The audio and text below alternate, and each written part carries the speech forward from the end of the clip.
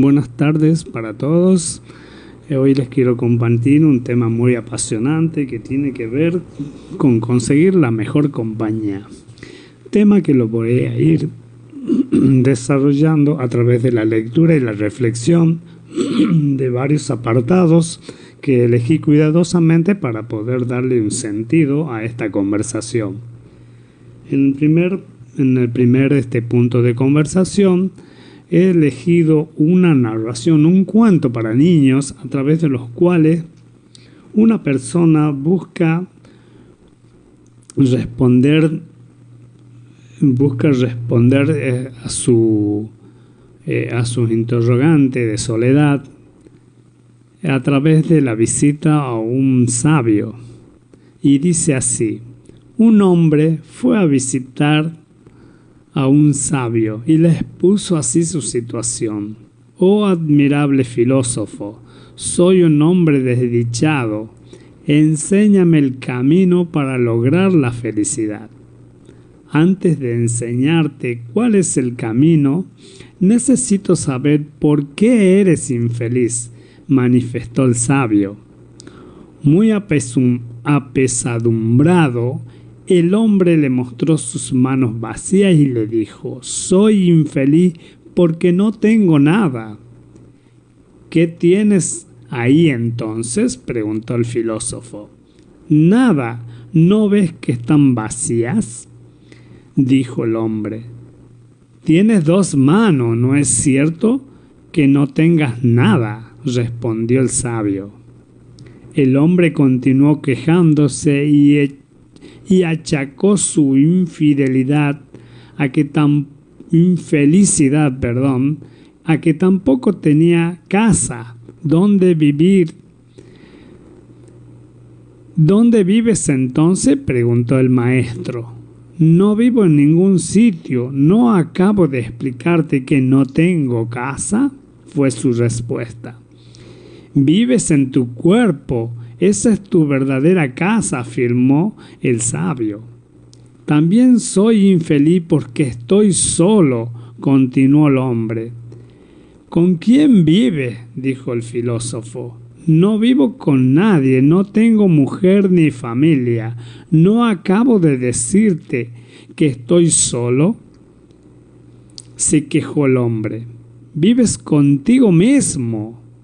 ¿Qué otra mejor compañía podrías tener?, expresó el sabio, y concluyó: tu cuerpo es tu casa, vives contigo mismo, no tengo que enseñarte ningún camino. ¿Para qué, si tienes todo lo que necesitas para ser completamente feliz?, es la pregunta con la que concluyó el sabio. Y más adelante vamos a poner en los puntos de reflexión, vamos a ir contestando a la lectura de este cuento. En segundo lugar, tengo otra reflexión que tiene que ver con qué significa en realidad poner a Dios en primer lugar.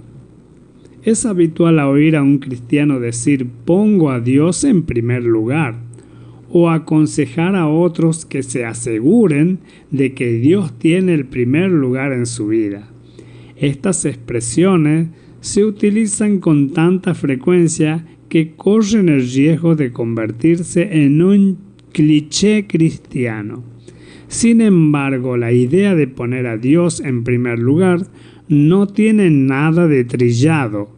De hecho, es totalmente bíblica. Todos tenemos prioridades, organizamos nuestros horarios, presupuestos y relaciones de acuerdo al grado de importancia que le damos. Poner a Dios en primer lugar significa que le damos la máxima prioridad sobre todos los demás. Él es lo más importante de nuestra vida y el centro de todo lo que hacemos y pensamos. Cuando decimos poner a Dios en primer lugar, determinamos que Él es más importante que cualquier otra persona que su palabra es más valiosa que cualquier otro mensaje y que su voluntad es más importante que cualquier otro requisito. Poner a Dios en primer lugar significa que guardamos el mayor mandamiento: amarás al Señor tu Dios con todo tu corazón y con toda tu alma y con toda tu mente. En otras palabras, estamos totalmente involucrados en nuestra relación con Dios. Todo lo que tenemos y todo lo que somos se lo debemos a Él. No nos guardamos nada. Poner a Dios en primer lugar significa que evitamos la idolatría en todas sus formas. Hijitos, guardaos de los ídolos. Un ídolo es cualquier cosa que sustituya al único y verdadero Dios en nuestros corazones. Así como Gedeón derribó el altar de Baal y cortó la imagen de Acera, nosotros debemos arrancar de nuestros corazones cualquier cosa que afecte nuestra devoción o reverencia a Dios. Así como Gedeón construyó un altar al Señor para reemplazar las imágenes idólatras, nosotros debemos dedicarnos como sacrificios vivos a Dios y de esa manera ponerlo a Él en primer lugar. Esto dice en Romanos 12:1. Poner a Dios en primer lugar significa que nos esforzamos por seguir los pasos de Jesús. La vida de Jesús se caracterizó por la sumisión total a la voluntad del Padre, el servicio a los demás y la oración. En el huerto, ante una agonía impensable, Jesús oró: no se haga mi voluntad sino la tuya. Eso es poner a Dios en primer lugar. Las palabras, las acciones y la doctrina de Jesús provenían del Padre. Jesús glorificó al Padre en cada detalle de su vida y cumplió todo lo que se le envió a hacer. Jesús nos enseñó a buscar el reino de Dios sobre todas las cosas. Es decir, debemos buscar las cosas de Dios por encima de las cosas del mundo. Debemos buscar la salvación inherente al reino de Dios, considerándola más valiosa que todas las riquezas del mundo juntas. La promesa asociada al mandato es que si ponemos a Dios en primer lugar, Él nos dará todo lo que necesitemos. Durante una época de hambruna, el profeta Elías visitó un pueblo donde se encontró con una viuda que estaba preparando su última comida para ella y su hijo. Elías le pidió un poco de pan y agua, y la viuda le explicó que solo tenía lo necesario para una comida y que cuando ésta se acabara tendría que pasar hambre. Elías insistió: no tengas temor, pero hazme a mí primero de ello una pequeña torta cocida debajo de la ceniza y tráemela. Y después harás para ti y para tu hijo. Básicamente, Elías le dijo que pusiera a Dios en primer lugar. Por fe la viuda obedeció, puso a Dios en primer lugar y alimentó al profeta. Y luego vino el milagro, y comió él y ella y su casa muchos días, y la harina de la tinaja no escaseó ni el aceite de la vasija menguó. Los que ponen a Dios en primer lugar se distinguirán del resto del mundo, obedecerán los mandatos de Dios, tomarán su cruz y seguirán a Jesús y no abandonarán su primer amor. Dan a Dios las primicias, no las obras. La vida cristiana se caracteriza por el servicio desinteresado a Dios en cada momento, que fluye del amor a Él y a su pueblo. En todas las cosas el creyente confía, obedece y ama a Dios por encima de todo. Poner a Dios en primer lugar es más fácil cuando tomamos en serio las palabras de Romanos 11:36, porque de Él y por Él y para Él son todas las cosas. A Él sea la gloria por los siglos. Amén. Eso sería poner a Dios en primer lugar, lo que le siguió a la mejor compañía. Y ahora vamos a otro aspecto que tiene que ver con las bienaventuranzas, que son 8. Las bienaventuranzas sirven de introducción al conocido Sermón del Monte que Jesús pronunció frente a sus discípulos y a muchos de sus seguidores. El pasaje bíblico se encuentra en Mateo 5, de 3 al 12. Bienaventurado significa muy privilegiado o dichoso. Resumen de qué significan. Por medio de las 8 bienaventuranzas, Jesús describió cómo debe ser el carácter del discípulo y cuál es la recompensa que ellos reciben o recibirán. Cada una de las bienaventuranzas va dirigida a un grupo específico de personas que está desarrollando la cualidad mencionada gracias a la obra del Espíritu Santo en sus vidas. Y es precisamente de eso de lo que se trata, de desarrollar el carácter que Dios desea ver en sus hijos. A cada grupo se le promete que recibirá la bendición correspondiente. En primer lugar aparecen los pobres de espíritus. Dichosos los pobres de espíritu, porque el reino de los cielos les pertenece. Los primeros son los que reconocen su pobreza espiritual y que necesitan a Dios como Salvador. Ellos van con un corazón humilde ante la presencia de Dios para suplicar su misericordia y su perdón. Es ahí donde comienza nuestro andar con Jesús, al reconocer que no somos salvos por nuestros propios méritos, sino por medio de Él, por su gran misericordia y por su gracia.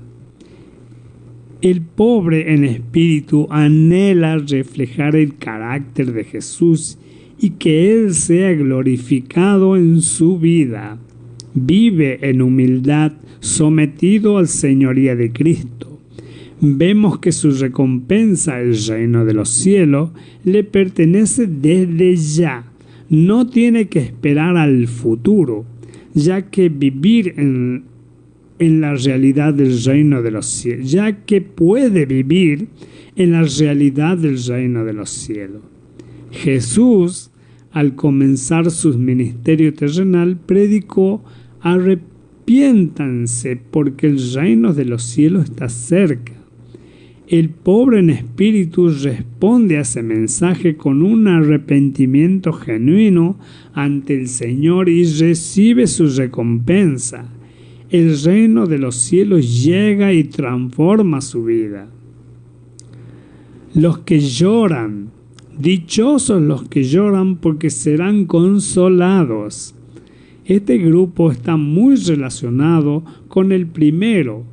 Habla de los que se arrepienten y lloran profundamente por sus pecados, por la forma en que sus acciones han ofendido a Dios y han causado una brecha entre ellos y Dios.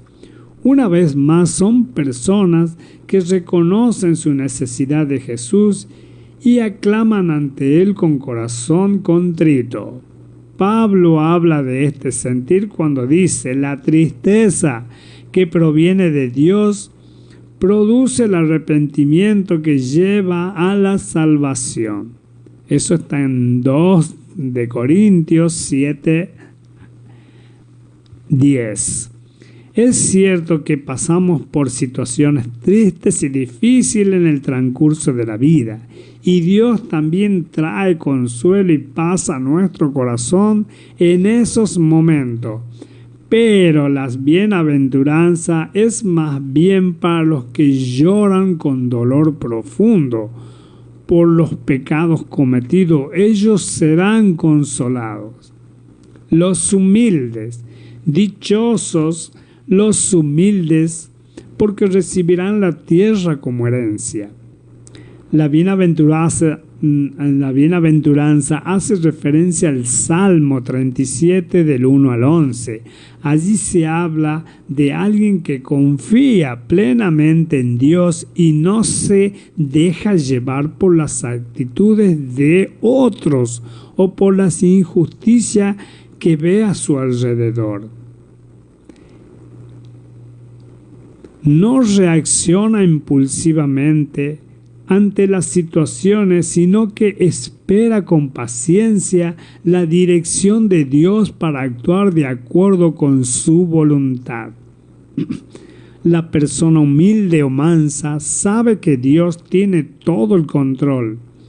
Confía en Él y se aferra a Él y a sus promesas.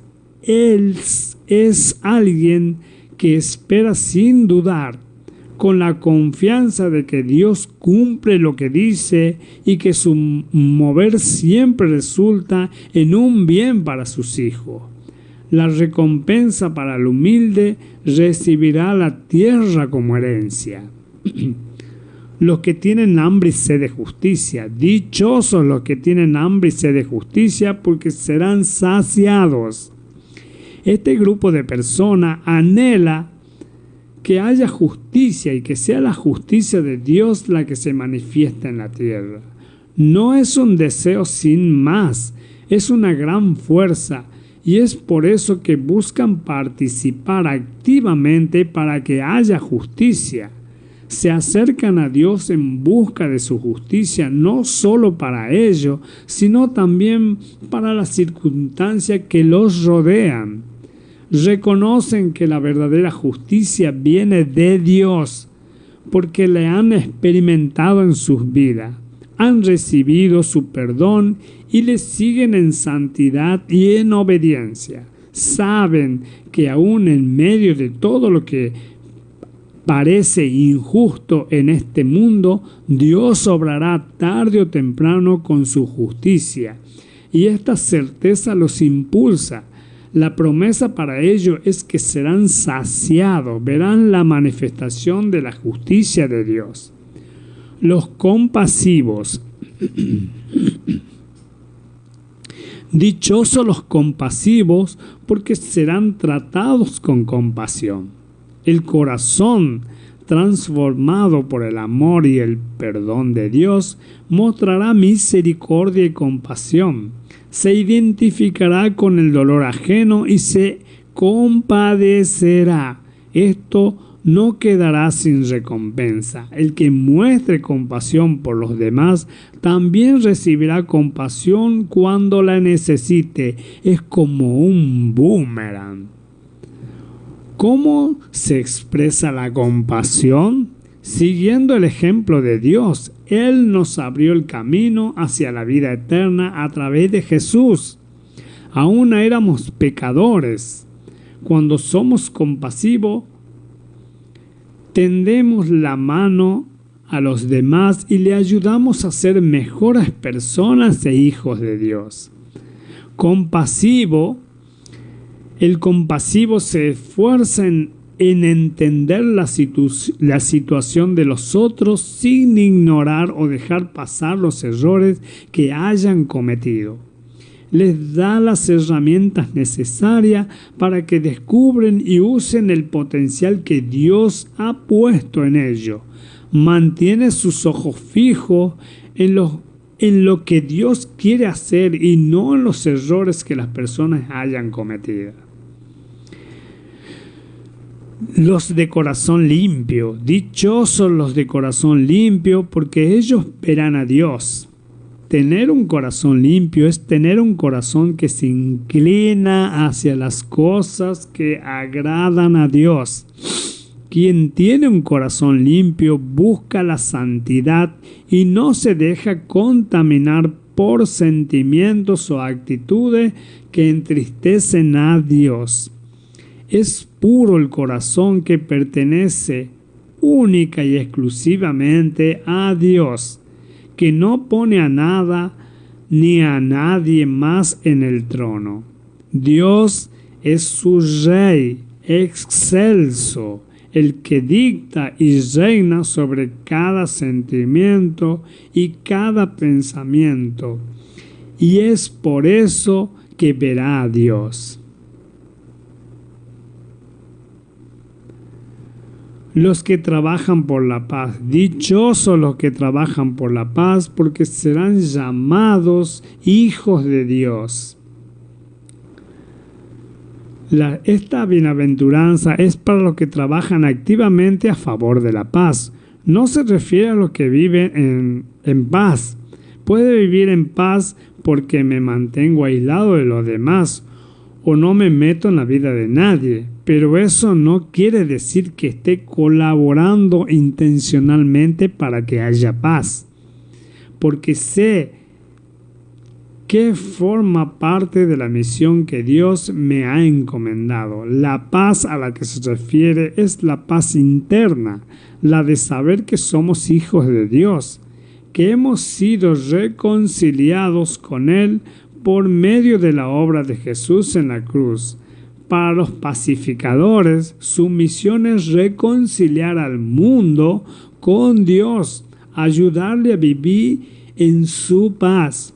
Ellos serán llamados hijos de Dios porque expresan de una manera especial el corazón del Padre. Los perseguidos por causa de la justicia. Dichosos los perseguidos por causa de la justicia, porque el reino de los cielos le pertenece. Son bienaventurados los que son perseguidos porque actúan a favor de la justicia. Estas son las personas que no se quedan calladas cuando ven que se maltrata a un indefenso. Son las que levantan su voz y actúan a favor de los derechos de los que no se pueden defender, porque saben que cada vida tiene valor ante Dios. Trabajan en busca de soluciones para que todos vivan en paz y reciban respeto. A estos también, al igual que a los pobres en espíritu, le pertenece el reino de los cielos. Desde ya disfrutan de su recompensa. ¿Por qué? Porque el reino de los cielos se acerca cuando somos guiados por la justicia que viene de Dios. Los que son perseguidos por causa del Evangelio tendrán una gran recompensa en el cielo. Hoy día hay muchos hermanos que no tienen la libertad de ir a reunirse como iglesia o ni siquiera pueden tener la Biblia en sus hogares. Son forzados a vivir su fe en solitario y con mucha cautela. Muchos están en prisión, sufren aquí, pero serán recompensados por la eternidad. Debemos apoyarles en oración pidiendo a Dios que les fortalezca y que ellos puedan sentir su paz en medio de las dificultades que enfrentan diariamente. Bueno, hasta aquí llegamos con la lectura de las 8 bienaventuranzas, que sería el último instante de esta lectura del día de hoy para definir a esa mejor compañía sobre las cuales vine a compartir. Vamos a hacer una pequeña pausita y vamos a entrar en los puntos de reflexión a través de los cuales vamos a ir examinando cada uno de estos párrafos que le he leído en el día de hoy.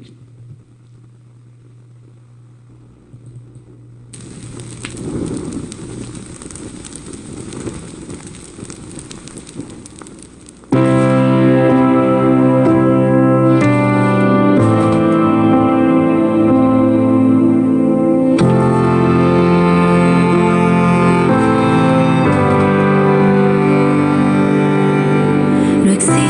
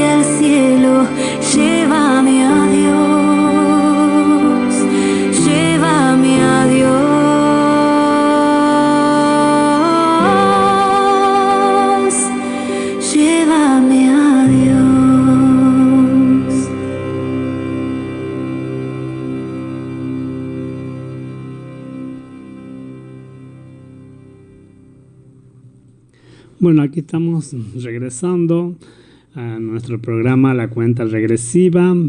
Yo soy Daniel de la Fuente, esto es Radio Morenita del Valle en el 104.5 de tu dial, en la ciudad de Concepción, la provincia de Tucumán. Bueno, para comenzar con estos puntos de reflexión, tengo el primer punto donde dice: nunca estamos solos ni vacíos, debemos cambiar nuestro punto de vista. Eso es lo que puse en el primer punto de las reflexiones.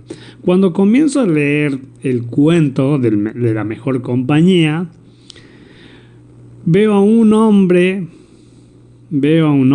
que desesperado va en busca de la ayuda de alguien porque está desorientado. Ese hombre está desorientado y tal vez hay alguien que pueda orientarlo y hacerlo entrar en el camino, mostrarle el camino, y después él irá descubriéndolo de la mejor manera de llegar.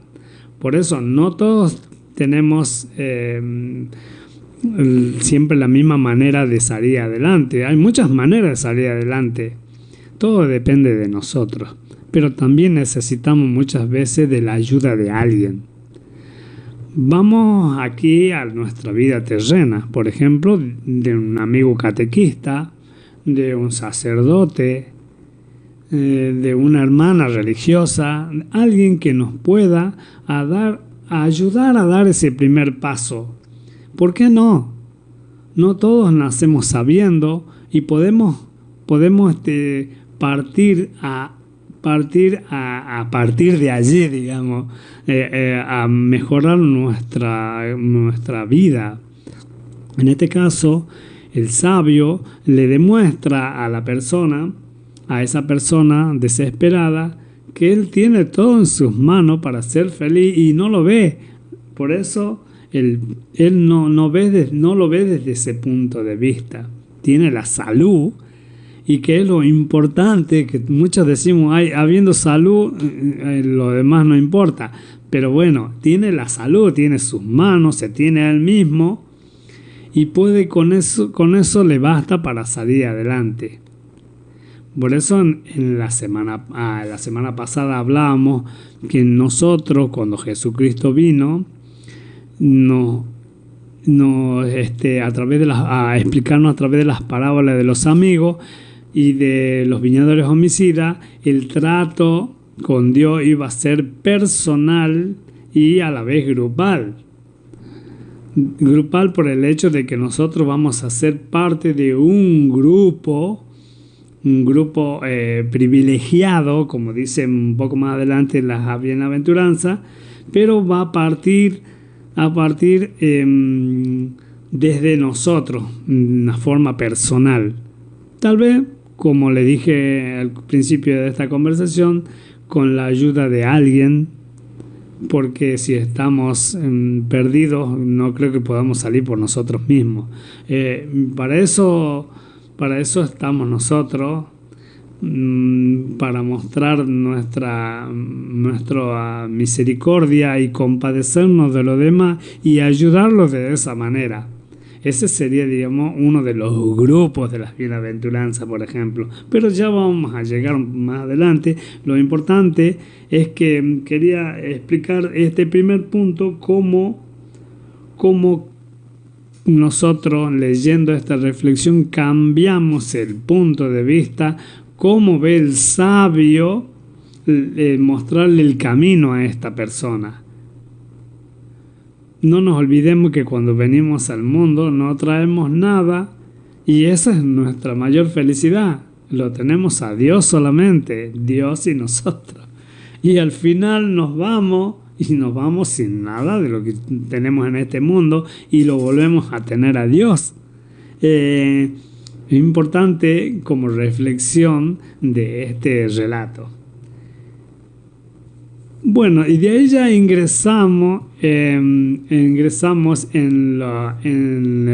el otro párrafo que habla de qué significa en realidad poner a Dios en primer lugar. Y empezamos hablando de lo que era el primer mandamiento, llevar a cabo el primer mandamiento era poner a Dios en primer lugar. Dice, nuestro principal propósito en la vida. Muchos ponen otras cosas como el principal propósito en la vida, y el cristiano en este caso pone a Dios como el principal propósito en su vida y después todo lo demás. Organizar los horarios, los presupuestos, las relaciones con los demás, pero siempre Dios en primer lugar.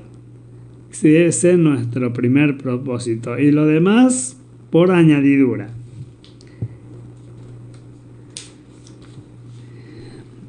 Y les empiezo a leer. Todos tenemos prioridad y organizamos nuestros horarios, presupuestos y relaciones de acuerdo al grado de importancia que le damos. Poner a Dios en primer lugar significa que damos la máxima prioridad sobre todo lo demás. Él es lo más importante en nuestra vida y el centro de todo lo que hacemos y pensamos. Cuando decimos poner a Dios en primer lugar, determinamos que Él es más importante que cualquier otra cosa, que su palabra es más valiosa que cualquier otro mensaje y que su voluntad es más importante que cualquier otro requisito. Les leo este último párrafo. Cuando decimos poner a Dios en primer lugar, determinamos que Él es más importante que cualquier otra persona. Si al nosotros despertar en el primer momento del día le damos gracias a Dios por haber abierto los ojos, estamos poniendo a Dios en el primer lugar y le concedemos a Dios nuestras actividades de todo el día para que Él mismo sea el que nos guíe. Estamos poniendo a Dios en primer lugar. Si leemos el Evangelio al comenzar el día, tratando de, como yo hago, de encontrar el misterioso mensaje que está metido ahí en esa palabra, estamos poniendo a Dios en el primer lugar. Y si a pesar de nuestras adversidades decimos que pensamos con mucha paciencia que es la voluntad de Dios, estamos poniendo a Dios en primer lugar. Poner a Dios en primer lugar significa que guardamos el mayor mandamiento. Amarás al Señor tu Dios con todo tu corazón, con toda tu alma y con toda tu mente. En otras palabras, estamos totalmente involucrados en nuestra relación con Dios. Todo lo que tenemos y todo lo que somos se lo dedicamos a Él. No nos guardamos nada, no nos avergonzamos de decir yo no podría haber superado ese problema ni esos problemas futuros si no es con Dios. Estamos poniendo al Dios como nuestro escudo y nuestra única forma de salvarnos de todas nuestras dificultades. Poner a Dios en primer lugar significa evitar la idolatría en otras formas. Un ídolo es cualquier cosa que sustituya al único y verdadero Dios en nuestros corazones. Así como un Gedeón construyó un altar al Señor para reemplazar las imágenes idólatras, nosotros también dedicarnos como sacrificios vivos a Dios, de esa manera ponerlo a Él en primer lugar. Poner a Dios en primer lugar significa que nos esforzamos por seguir sus pasos, los pasos de Jesús. La vida de Jesús se caracterizó por la sumisión total a la voluntad del Padre. Era alguien como un fanático en los tiempos actuales de Dios. Al servicio, un fanático con pasión a su Padre. Como los varones amamos tanto el auto y las mujeres aman tanto al espejo, Jesús amaba tanto a su Padre que él ponía sobre todas las cosas a su Padre.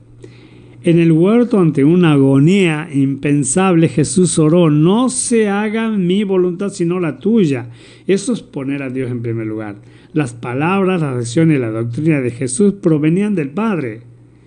Nada era de Jesús, todo lo que él decía provenía del Padre. Jesús glorificó al Padre en cada detalle de su vida y cumplió todo lo que se le envió a hacer.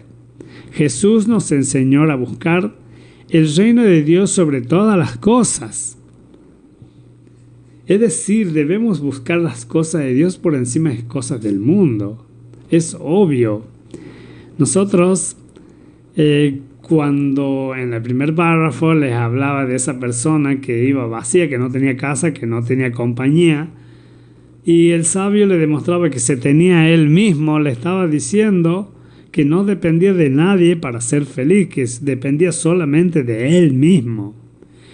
Debemos buscar la salvación inherente al reino de Dios, considerándola más valiosa que todas las riquezas del mundo juntas. Si para nosotros nuestras riquezas son el oro y la plata, no son las cosas de Dios, pero si para nosotros la riqueza es la fe, estamos en el camino de poner a Dios en primer lugar. La promesa asociada al mandato es que si ponemos a Dios en primer lugar, Él nos dará lo que necesitemos. Durante una época de hambruna, habla del profeta Elías y de la mujer. Elías le pidió un poco de pan y agua y la viuda le explicó que solo tenía lo necesario para una comida y que cuando ésta se acabara tendría que pasar hambre. Elías le insistió: no tengas temor. Estaba poniendo en el corazón y sembrando en la razón de la viuda lo que le quedaba de esperanza. Ella hizo caso a la esperanza y a esa fe. La viuda obedeció, dijo, puso a Dios en primer lugar y alimentó al profeta. Y luego vino el milagro. Dios no le hizo falta nada y comió ella y su casa muchos días. Y la harina de la tinaja no escaseó, ni el aceite de la vasija no se terminó. Este pasaje de la Biblia de Mateos, que es de Reyes, en el versículos 15 y 16,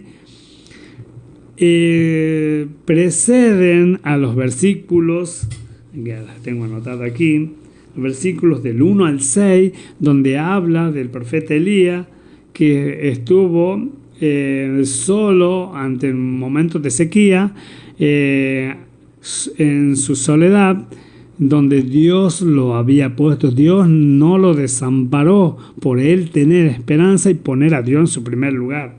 Lo llevó a un lago donde permaneció en un lugar con agua y donde cuervos iban y lo alimentaban. Cuervos, por supuesto, que obedecían a la voluntad de Dios y lo alimentaban día y tarde. Después de eso viene el milagro de la viuda. Dios seguía proveyendo a Elías de la salvación por ponerlo a él en primer lugar. Lo que pones a Dios en primer lugar se distinguirán del resto del mundo. Y ahí vienen las bienaventuranzas. ¿Por qué las bienaventuranzas eran dirigidas hacia cierto sector que tiene que ver con los apóstoles? Definitivamente, obedecerán los mandatos de Dios, tomarán su cruz y seguirán a Jesús y no abandonará su primer amor. Dan a Dios las primicias, no las obras. La vida cristiana se caracteriza por el servicio desinteresado a Dios en cada momento, que fluye del amor de Él y a su pueblo. En todas las cosas el creyente confía y obedece y ama a Dios por encima de todo. Poner a Dios en primer lugar es más fácil cuando tomamos en serio las palabras: porque de Él y por Él y para Él son todas las cosas. Somos conscientes de dónde venimos y hacia dónde vamos, por los siglos de los siglos. Amén. Y con esto terminamos la reflexión a por qué poner a Dios en primer lugar. Y vienen las bienaventuranzas. Las bienaventuranzas, la reflexión sobre las bienaventuranzas la vamos a leer después de una pequeña pausita.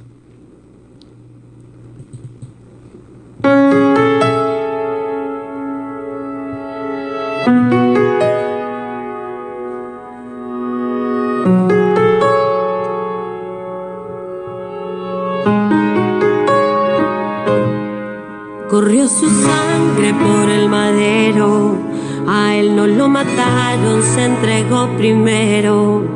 De tal manera amó Jesús, que entregó su vida en la cruz. No dijo nada, no abrió su boca, le hieren, le golpean, pero él perdona. De tal manera amó Jesús, que entregó su vida en la cruz. Santo es el que vive, santo es el que reina, santo en las alturas, santo aquí en la tierra, santo en el pesebre, santo en el sepulcro, santa es su sangre derramada en la cruz.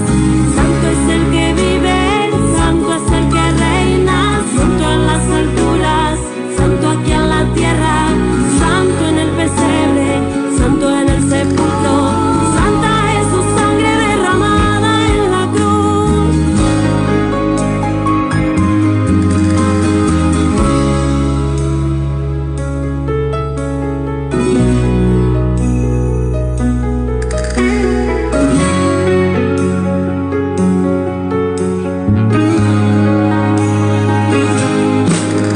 Todos lo verán como un rey en las nubes, volverá coronado en poder y autoridad. El Cordero y León reinará. Todos lo verán como un rey en las nubes, volverá coronado en poder y autoridad. El Cordero y León reinará. Santo es el que vive, santo es el que reina, y santo en las alturas, santo aquí en la tierra, santo en el pesebre, santo en el sepulcro, santa es su sangre derramada en la cruz. Santo es el que vive, santo es el que reina, y santo en las alturas, santo aquí en la tierra, santo en el pesebre, santo en el sepulcro, santa es su sangre derramada en la cruz. Santo, santo, santo es el que reina. Santo, santo es quien me guía hacia la vida eterna. Santo es quien me cuida para que mi vida siga entera. Santo en la tormenta y en la oscuridad. Santo es quien me inspira para poder pelear. Santo es quien me ayuda para continuar. Santo el que me abriga, santo el que me cuida. Santo cada día me suspira de su vida. Santo es el que vive, santo es el que reina, y santo en las alturas, santo aquí en la tierra, santo en el pesebre, santo en el sepulcro, santa es su sangre derramada en la cruz.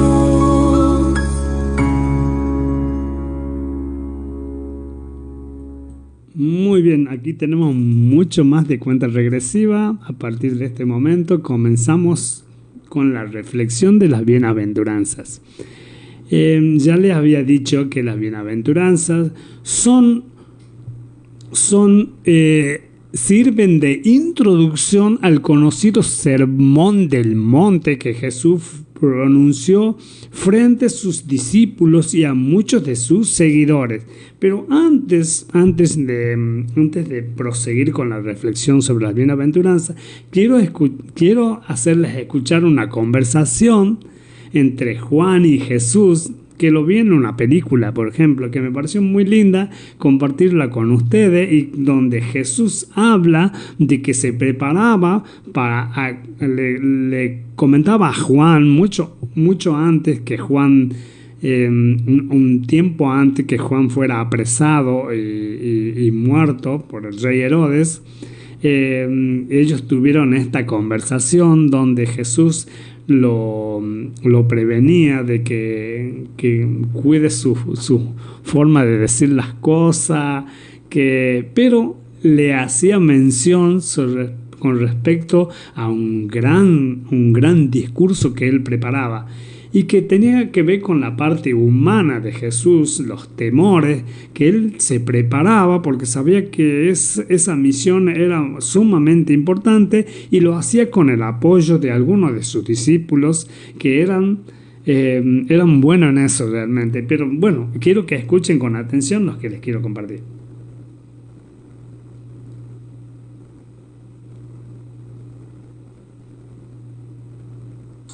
Y se lo voy a decir de frente. Les va a encantar a mis seguidores. ¿Sabes cómo va a terminar eso, cierto? Me arrestan todo el tiempo. Así son los radicales. Voy a estar bien. Herodes me tiene miedo. Y el pueblo ya me ve como profeta. Algunos dicen que soy el mismísimo Elías. Bueno, no eres el mismísimo Elías, pero ambos sabemos que tu papel es como el de Elías. ¿Seguro? Porque empiezo a preguntarme por qué vas tan lento con todo esto. Explícame por qué siempre huyes después de efectuar un milagro. Dime, ¿por qué siempre buscas estos lugares tan desolados? Necesito soledad. Estoy trabajando en algo. Un sermón. Uno grande. Ah, eres de los que planean. Yo siempre digo lo primero que se me ocurre. Al predicar y en la vida. Sí, recuerdo que eres así desde que empezaste a hablar. Y me llegó tu comentario sobre la camada de víboras. ¡Qué elegancia! ¿Sabes cómo dicen los poetas que nacen las víboras? Sí, eclosionan dentro de la madre y salen a mordidas, matándola en el proceso. Me pareció una frase bastante buena. Sí, pero nadie quiere que lo acusen de asesinar a su hija. Sí, pero no estoy aquí para ser amigo de los líderes religiosos. Y juzgando por lo que hiciste en el estanque en Sabbat, tú tampoco. ¿En serio serás amable con estas personas? Supongo que no.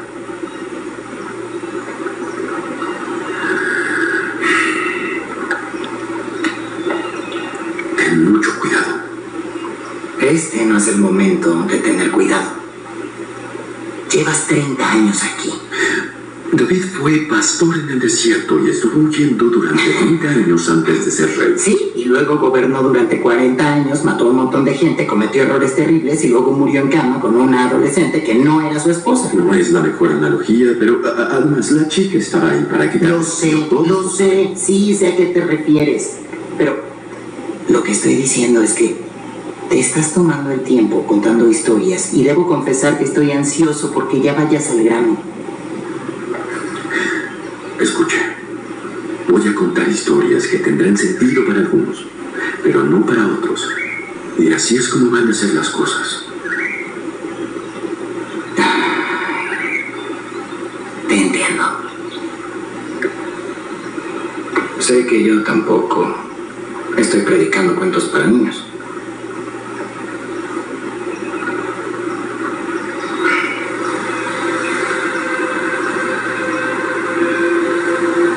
Se está volviendo real, ¿verdad?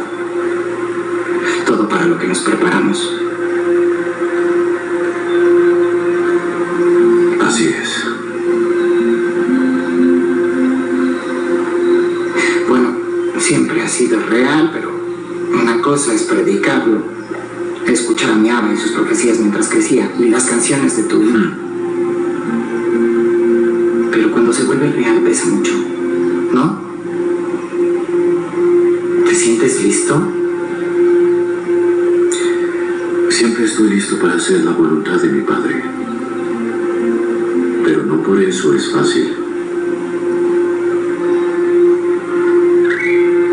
Oye, fui grosero contigo hace rato. Pero es solo porque te conozco de toda la vida y te puedo molestar un poco. Pero tú Tú sabes que mi corazón es tuyo. Mi vida es tuya.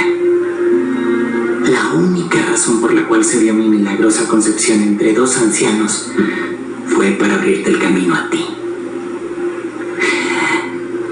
Es que estoy impaciente por ver que ya inicias tu obra. Lo entiendo.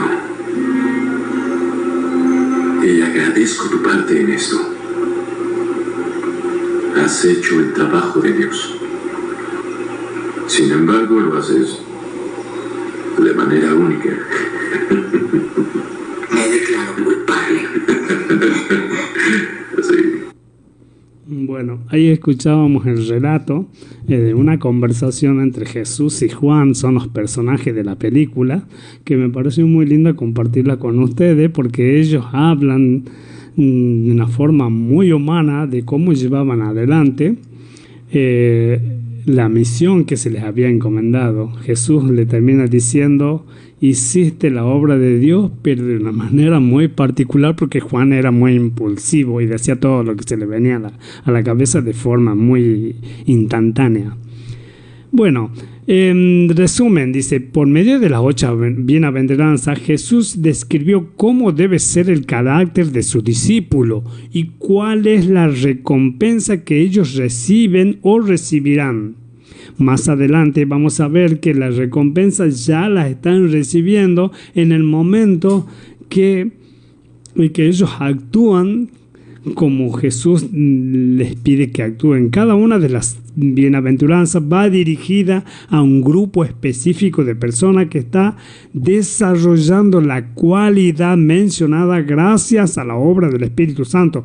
Y acá entra el papel el Espíritu Santo como a través del cual nosotros podemos llegar a ser partícipe de alguno de estos grupos de las 8 bienaventuranzas. Y es precisamente de eso de lo que se trata, de desarrollar el carácter que Dios desea ver en sus hijos.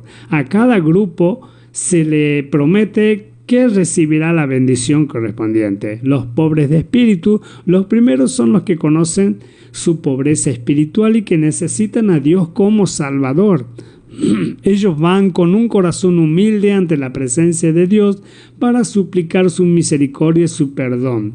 Es ahí donde comienza nuestro andar con Jesús, al reconocer que no somos salvos por nuestros propios méritos, sino por medio de Él y por la gran misericordia y por su gracia.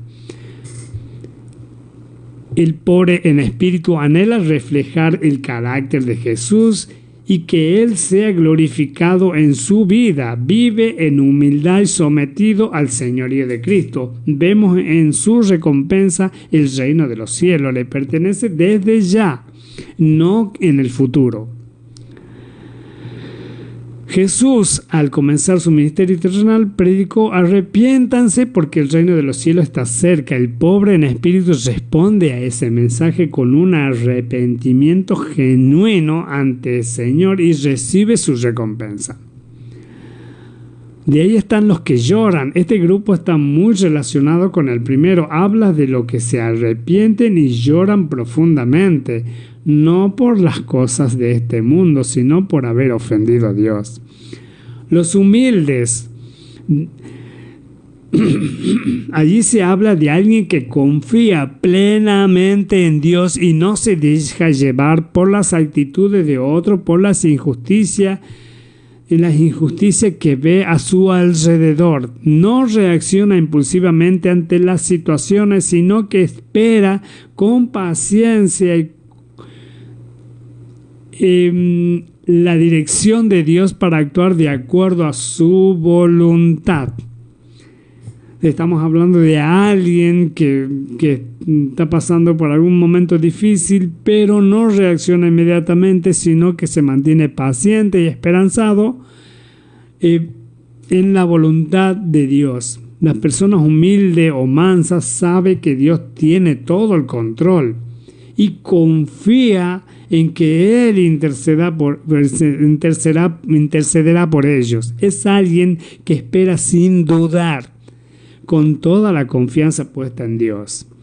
En el cuarto está el grupo de las personas que anhelan que haya justicia y que sea la justicia de Dios la que se manifiesta en la tierra. No es un deseo sin más, es una gran fuerza y por eso que busca participar activamente para que haya justicia. Se acercan a Dios en busca de una justicia no solo para ellos, sino para las circunstancias que los rodean. Reconocen que la verdadera justicia viene de Dios porque la han experimentado en sus vidas mismas. A través de la historia de sus vidas han podido manifestar esa justicia que viene de Dios. Se les hizo justicia en sus vidas. Han recibido su perdón y les siguen en santidad y obediencia. Saben que aún en medio de todo lo que parece injusto en este mundo, Dios obrará tarde o temprano con su justicia y esta certeza los impulsa a buscar esa justicia. Los de corazón compasivo, el corazón transformado por el amor y el perdón de Dios mostrará misericordia y compasión, se identificará con el dolor ajeno y se compadecerá. Esto no quedará sin recompensa. El que muestre compasión por los demás también recibirá compasión cuando la necesita. Es como el boomerang.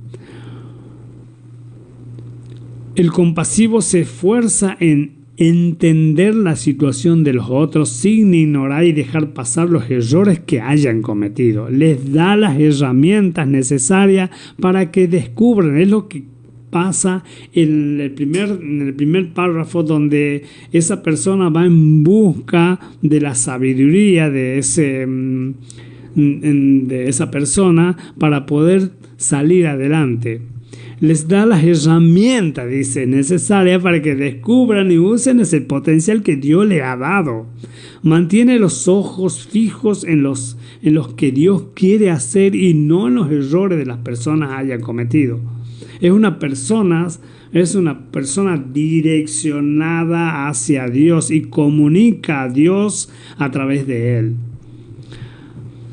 Tener un corazón limpio es tener un corazón que se inclina hacia las cosas que agradan a Dios. Quien tiene un corazón limpio busca la santidad y no se deja contaminar por los sentimientos o actitudes que entristecen a Dios. Es puro de corazón, que pertenece única y exclusivamente a Dios y que no pone a nada ni a nadie más en el trono. Dios es su Rey excelso, el que dicta y reina sobre cada sentimiento y cada pensamiento, y eso es lo que verá a Dios. La bienaventuranza es para los que trabajan activamente por la paz. No se refiere a los que viven en paz, sino a los que trabajan por la paz. Puede vivir en paz porque se mantenga aislado de los demás. Eso no quiere decir que trabaje por la paz, pero eso no quiere decir que esté colaborando intencionalmente para que haya paz, porque sé que otra forma parte de la misión de Dios se le ha encomendado.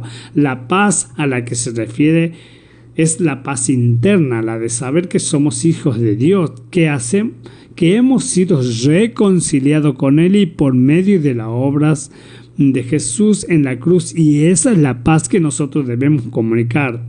Para los pacificadores, su misión es reconciliar al mundo con Dios, ayudarle a vivir en su paz. Ese es el trabajo de vivir por la paz, de trabajar por la paz. Ellos serán llamados hijos de Dios porque se expresan de una forma especial el corazón del Padre. Los perseguidos son bienaventurados los que son perseguidos porque actúan a favor de la justicia. Estas son las personas que no se quedan calladas cuando ven que se maltrata a un indefenso o cuando se habla de una injusticia. Son los que levantan la voz y actúan a favor de los derechos de los que no pueden defenderse. Y saben lo que tienen que hacer. Trabajan en busca de las soluciones para que todos vivan en paz y reciban respeto. A estos también, al igual que los pobres en espíritu, les pertenece el reino de los cielos. Desde ya disfrutan de su recompensa. No les hace falta el futuro para recibir esa recompensa en el cielo, sino que ya la viven. Los que son perseguidos por causa del Evangelio tendrán una gran recompensa en el cielo. Hoy muchos hermanos que no tienen la libertad de ir a reunirse en la iglesia o ni siquiera pueden tener la Biblia en sus manos, son forzados a vivir en su fe en forma solitaria con mucha cautela. Muchos están en prisión y ahí entramos nosotros orando por ellos mismos para que ellos puedan llevar su misión de cualquier manera, pero nosotros debemos ayudar con nuestra oración, debemos apoyarles en oración pidiendo a Dios que les fortalezca y que ellos puedan sentir su paz en medio de las dificultades que enfrentan diariamente. Eso sería mi reflexión con respecto a todos los puntos de reflexión a través de los cuales quería explicarle lo que son las bienaventuranzas y cómo los discípulos fueron introducidos en esta bienaventuranza momentos antes del sermón de la montaña.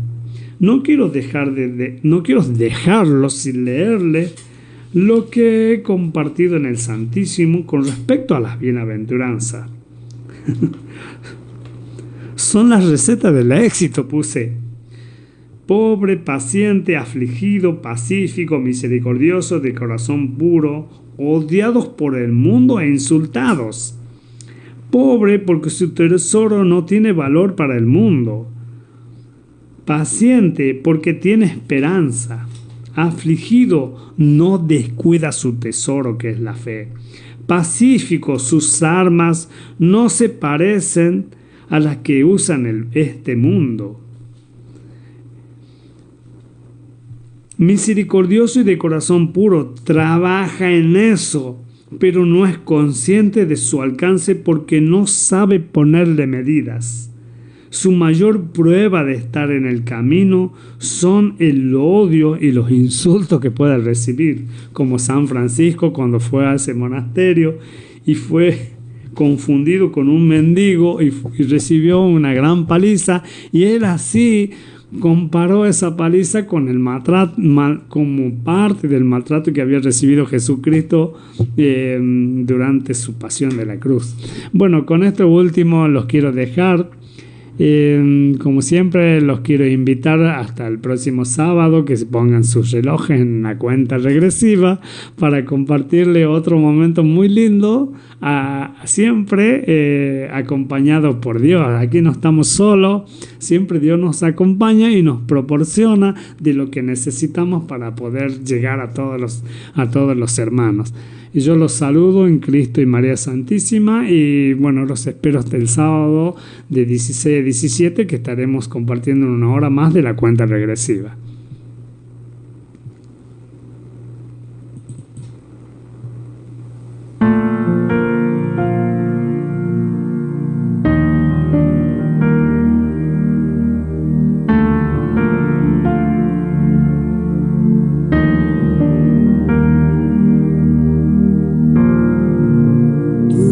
A mi casa, me visitaste, disfruté tu presencia, me cautivaste. No quiero que te vayas, yo quiero que te quedes. He preparado una posesión